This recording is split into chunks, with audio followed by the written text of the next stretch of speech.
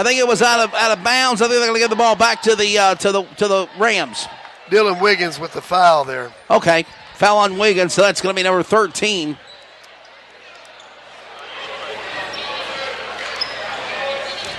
So it's going to be Wes Johnston ball ready for the basket. In for two, number 25, Dylan Smith. He's there. That's 5 on Smith.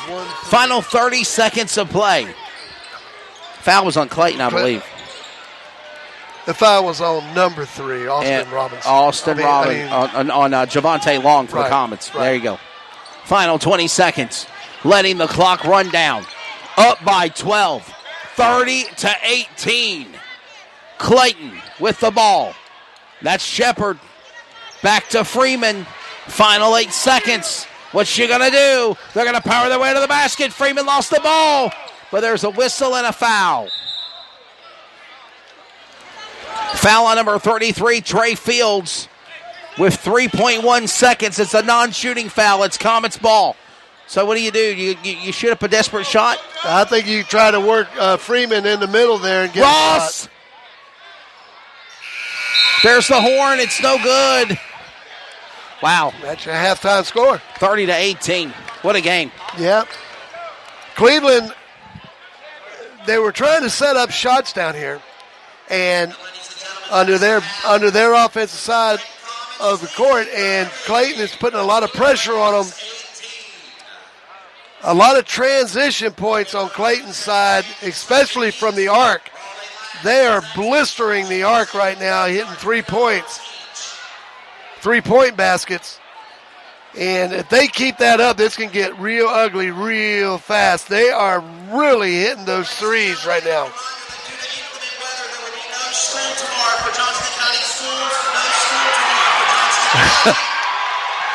The announcement just made that there'll be no classes tomorrow.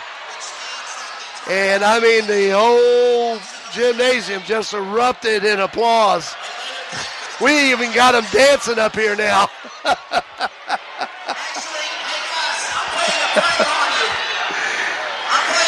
Some scores in college basketball. Seton Hall defeated Butler 74-72.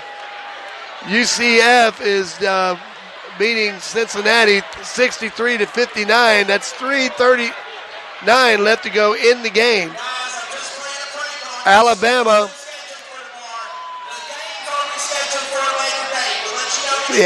is defeating Texas A&M 59-54, and that's with 5:03 left to go. Oh wow! In the game. I got him pretty good, didn't I? Yeah, I think you did a really good job there. I've never seen. I mean, I thought I was at the prom there for a minute. I saw dancing and everything going on. No, so the games are school is still on schedule. The games are postponed, and I was just playing a prank on everybody. I see. Yeah. Okay. Well, you might have to. I got a feeling it's probably going to get postponed because of the weather. Yeah. Well, the student body right now. I mean, when you put that out there, they were like, "Oh yeah, there you go." Some more scores in college basketball with 3:41 left to go. Western Carolina trails VMI 62-55. In the ACC with 7 minutes and 36 seconds left to go, it's Louisville 76, Syracuse 50. Other games, George Mason is trailing Richmond 61-44. And I'm going to tell you something, that Richmond basketball team at 19-6 coming into that game, that is a very good basketball team, and they can make a lot of noise coming up in March. Yes.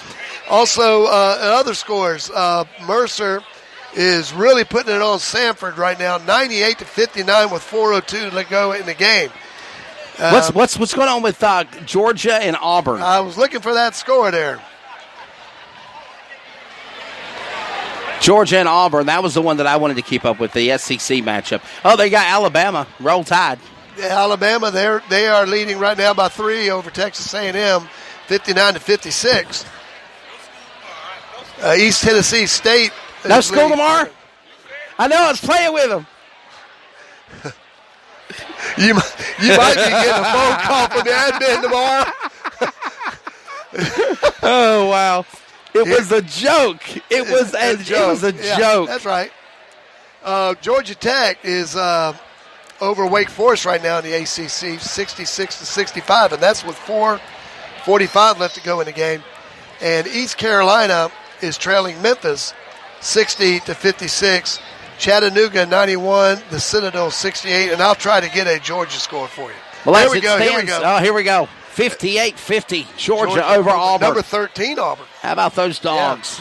Yeah. And, I'd like to mention something. Here at CRN, we do a lot of different sporting events and everything. Yes. And you're heavily involved in auto racing. I am. You had some really good news for us today about Ryan Newman, and I'd like if you could go ahead and just update us on. Of course, what was released today. If people do not know, the driver, the number 6 entry for Roush Fenway Racing, got involved in a horrific accident on the final lap of the Daytona 500. Denny Hamlin ended up winning. Him and Ryan Blaney made contact coming to the line, and he hit the wall, and it was a very, very scary accident. There was a lot of unknowns there for about 2 or 3 hours after the wreck on Monday night. Of what was his condition? Was he alive? Thank goodness, I'm happy to report that after spending less than 36 hours in the hospital, he's walking, he's alert, he's happy, jovial with his family, with his wife, Chrissy, with his kids, and he got released from the hospital about 2:30 this afternoon. So he's probably already back home in Race City, USA in Mooresville, and I know Ross Chastain is going to drive the number 6 car for the next week or two to let him recuperate. But I would not be hard-pressed to say that very soon you're going to see Ryan Newman back in that race car very soon. I believe it. And I'll tell you, it will be. It was an unbelievable crash that took place. And I want to say this. I've watched the tape, the replays, and everything. There was no one at fault. That was just something that was just it's unfortunate. It's terrible. It's horrific.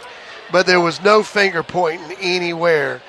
And in fact, the driver that got behind him was actually said he was trying to push him to get to the finish line. He was a Ford driver also. So that's what all of that was about. He just got a little bit more right or to his left a little bit more than he wanted to, and it caused that incident. But I want to say this. I will say this. That's why NASCAR mandates the things that they mandate. We say, hey, why are they doing this? Why are they doing that? Well, that's why they do what they do, and their rules and things of that nature. I mean, everything worked, even the catch fence. I mean, it was able to protect the fans that were there on the main straighter. That's right in that little trioval there at Daytona where they can get some serious speeds coming in. I mean, they were all running to that checker flag that was in the air when that accident happened. But Ryan Newman, he's back home, and that is just absolutely great news. And I'm glad to report that. And again, it just, one of those things where we never know what can happen. And I know that there was a lot of criticism that was presented to NASCAR and to the media and so many people. But as somebody that works with Fox, as somebody that works with MAV TV and a lot of NASCAR and broadcast events, as we're still at the half, it's 30-18, 12-point lead, Comets over the Rams.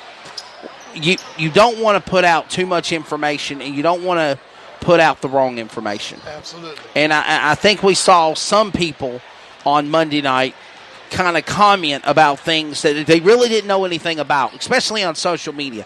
I mean, I don't mean to say anything far-fetched here, but I even started to see posts where people were saying, "Rest in peace, Ryan Newman."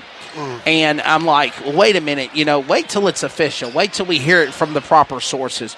And I think that's the reason why, after even what happened with Dale Earnhardt, I think that's the reason, Bruce, why NASCAR took a step back, the media took a step back, and everybody was in unison on what calls and what decisions and what announcements were made. And we apologize for making everybody freak out and be stressed. I was even stressed myself. Somebody that's in the media, but me and Ryan Newman are really, really good friends. He's a hell of a friend. Yeah. And I didn't know the things that I knew. And I had people texting me. My parents actually got tickets to Daytona. I got them tickets for the race, and they were there when it happened. And I remember my dad calling me and texting me. He's like, "Oh my, Wesley, what's going on with Ryan? Do you know? I know you talked to the crew members. I know you talked to the staff.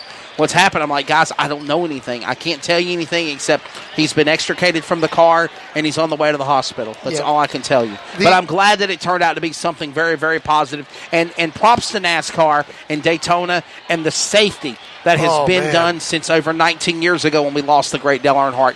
19 years ago yesterday. Yes, and, one of the things that I was telling, even, talking to my wife, Dolly, I told her, there was no information coming out. And if you remember when we lost number 3, I think it was about an hour and a half, 2 hours later, they made the announcement. Yes. So the way I was thinking, the longer that they were delaying a report, that was a good thing. That means they're working. They're working with him with his injuries and things of that nature. And then, of course, at about 2:00 in the morning, they came out and said his injuries were non-life-threatening. And I want to tell you, those are wonderful words to hear in that situation, because I'm going to tell you, that's one of the worst accidents. I remember Cuckoo Marlin back in the 70s barrel rolling down the back stretch at Daytona, and of course, he was fine on that. Matter of fact, he actually got out of his car and took his helmet off and combed his hair. That's just unbelievable. But that was a very horrific accident, and we are so glad that Ryan Newman is now resting comfortably at home. We are set for the second half. Clayton leads Cleveland Rams 30-18. It's Comets ball. All right, we're ready to go here for the third period. And I know we got a little bit off subject with what we were talking about. But again, we do cover a lot of sports on CRN for sure. So just wanted to throw that out there. We're underway now in the third period. The winner of this game will play the South Johnston Trojans. And Clayton right now up in front. They're going to play the South Johnston Trojans for a date to be determined for the Greater News 3A Championship Tournament for the men and the women.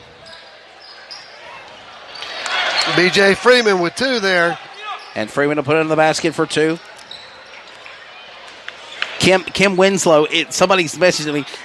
The original schedule for the girls was Friday. Is my understanding that it's still the schedule unless the weather affects school. Yes, that's what I've been told. School is not canceled for tomorrow. I wonder how many people is going to miss school tomorrow. Well, they said. Who knows? Well, we got a timeout on the court right now. 6:51 left to go in the third period. Okay, Comet Crazies, I know I made you mad when I said that school was closed tomorrow.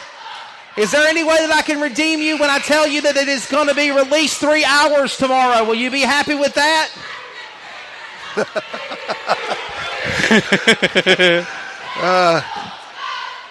Ladies and gentlemen, this is the championship games of the tournament.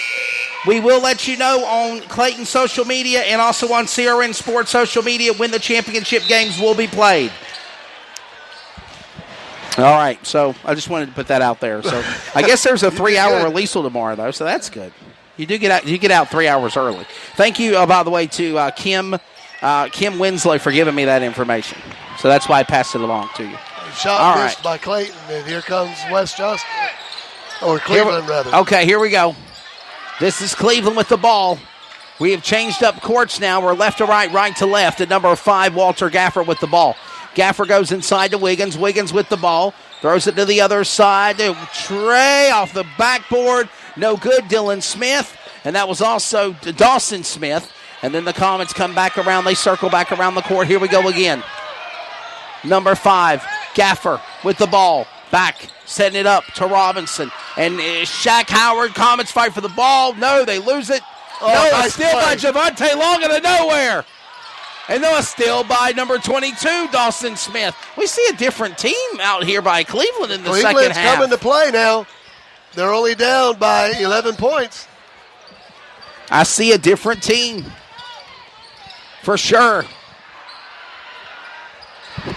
Well, I'm sure the coach has made some adjustments at halftime. Yeah. Saw some things that maybe they might be able